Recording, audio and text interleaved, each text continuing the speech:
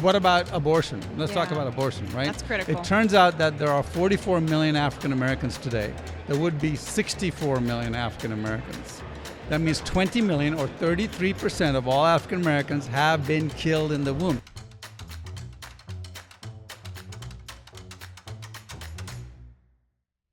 It is my honor to be joined by Neil Mammen. He is the Executive Vice President of Every Black Life Matters.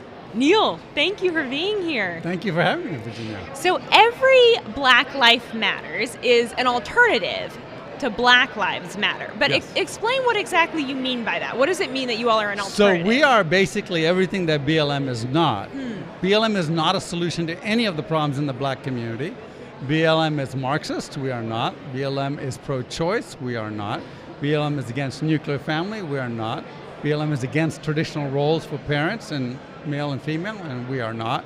And we are for traditional roles, right, obviously.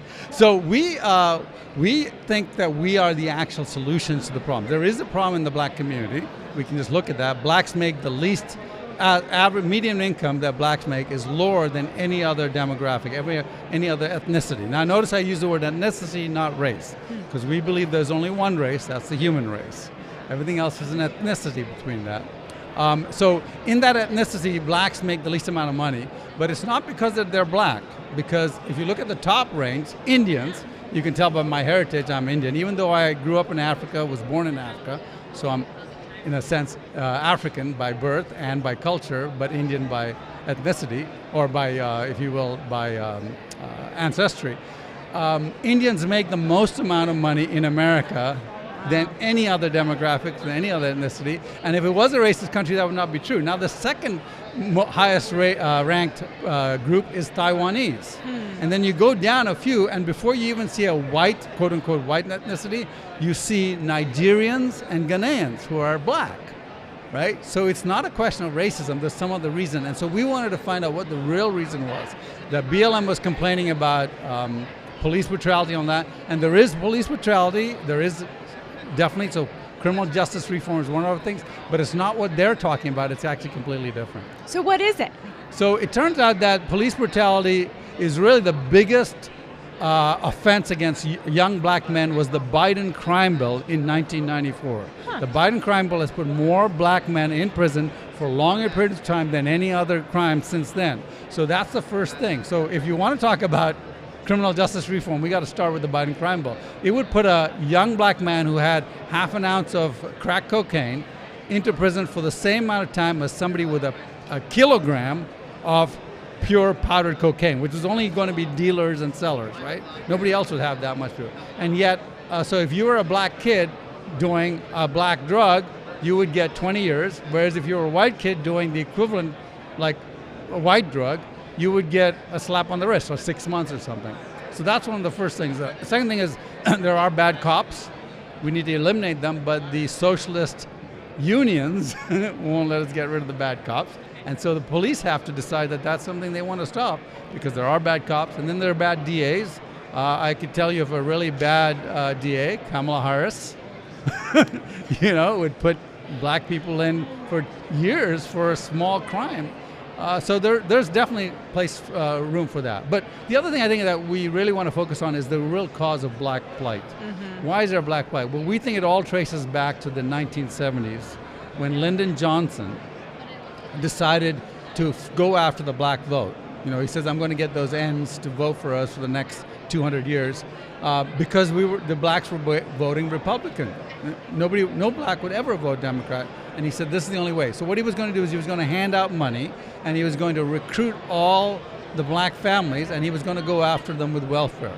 So the focus for his welfare was, if you have a mother in the home and no father, you got more money.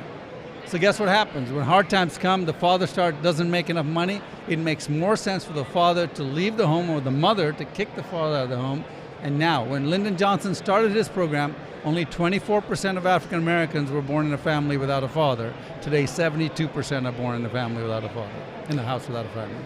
So this is a lot of factors that you've just mentioned. And as you're speaking, I'm thinking, okay, this is a complex issue. There's a lot of factors that play. Yeah. And it's a little bit simpler just to say the issue is skin color.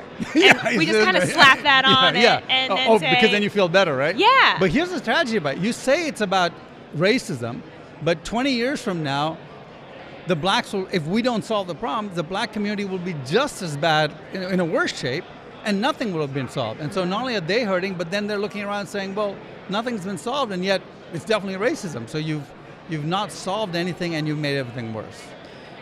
So we've talked about how it's complex. There's a lot of factors. It feels a little overwhelming. How is every Black Lives Matter going about actually solving the problem? There are multiple ways. The first thing is the fatherlessness. We've got to solve that. So, but before I come to the solution, the fatherlessness results in young girls getting sexually active because they're looking for male approval. And so they get sexually active at a younger age. Young men are looking for male approval, so they get to join gangs. And what are gangs going to do? They want to get money, so they're going to get into extortion business, they're going to get into crime, they're going to get into drugs, which results in then in gang warfare, you get violence. Well, what happens with that violence is, one, you have 13% of the population of African Americans are 13% of the population, but yet they're 53% of all homicides, right? So why? Because of their fatherlessness. It's directly tied to that. Secondly, schools. You get all these young black all these gangs in the schools, so the school teachers are not teaching, they're trying to protect people from being killed, they're fighting all that. And it turns out that 68% of black parents want a voucher to take their kid out of that public school and give them to a private school. But the school unions won't do it, right? So if anything is racist, it's there. The school unions know the solution is to let them have a voucher, and every time vouchers have been used, the black grades go straight up and the black success goes straight up. There's a bit more for that. So what about abortion? Let's talk about abortion, right? That's critical. It turns out that there are 44 million African Americans today. There would be 64 million African Americans. That means 20 million, or 33% of all African Americans, have been killed in the womb. This is a genocide. I don't care if you walked into some place and you killed 33% of one ethnicity. That's called genocide, right? So what are we doing about that? Well, the government is subsidizing that. There's, again, 13% of the population is black.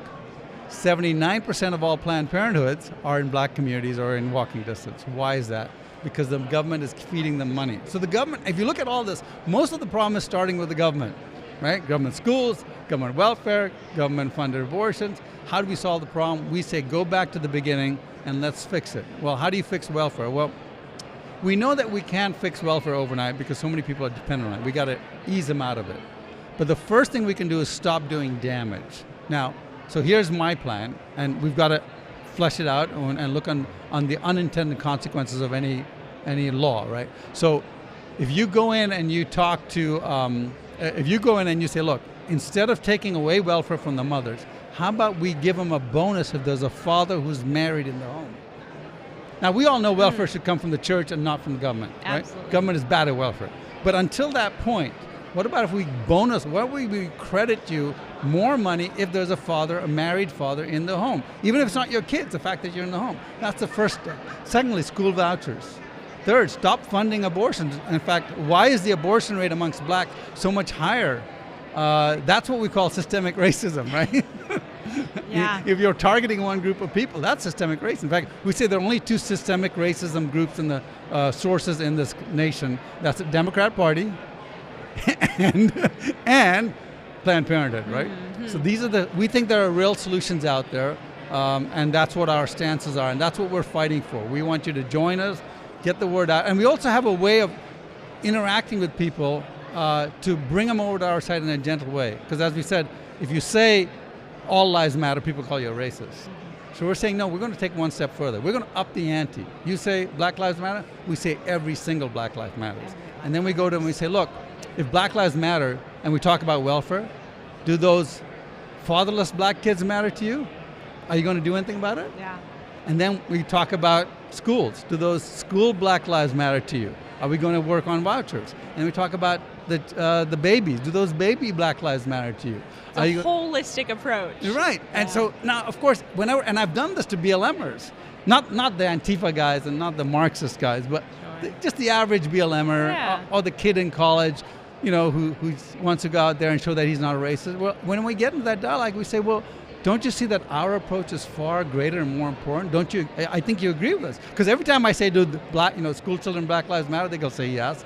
The fathers, Black Lives Matter, they say yes. To the baby Black Lives, they'll say yes. I say, see, you agree with us. You should be on our side. Yeah. And how can our listeners follow your work, keep up with what you're doing, and get involved? So we are.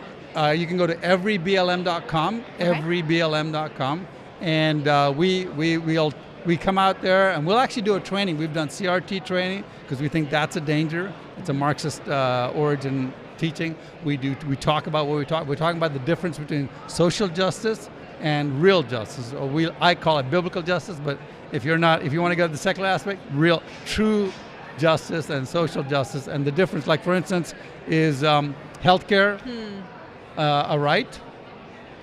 Is it social justice to provide everybody with healthcare? And we say no, healthcare is not a right. Healthcare is a goods or services. Yeah. And we teach them the difference, to tell the difference between that. Where should healthcare come from? It should come from the church. And we told you, when we show a solution, how to get there too. I love it. Neil, thank you so much for your time. This has been a pleasure. Really appreciate it. Thank you very much, it. Virginia. Appreciate it.